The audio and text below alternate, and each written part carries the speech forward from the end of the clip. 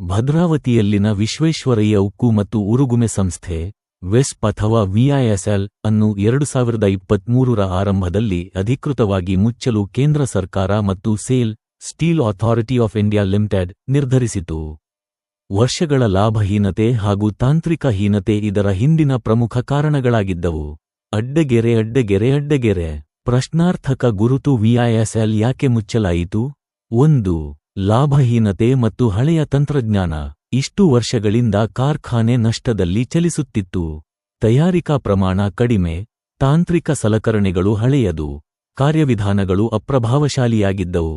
Blast ಫರ್ನಸ್ ಮತ್ತು steel melting shop SMS ಸದುಪಯೋಗವಾಗಿರಲಿಲ್ಲ ಎಂದು sale ತಿಳಿಸಿದೆ. 2.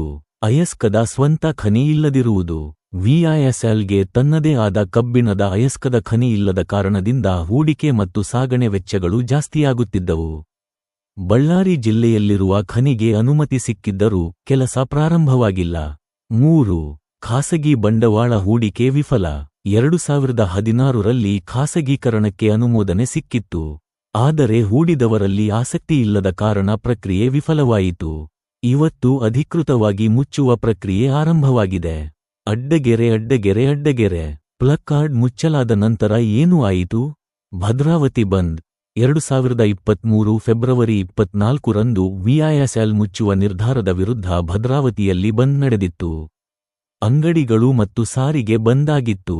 ರಾಜಕೀಯ ಪ್ರತಿಕ್ರಿಯೆ.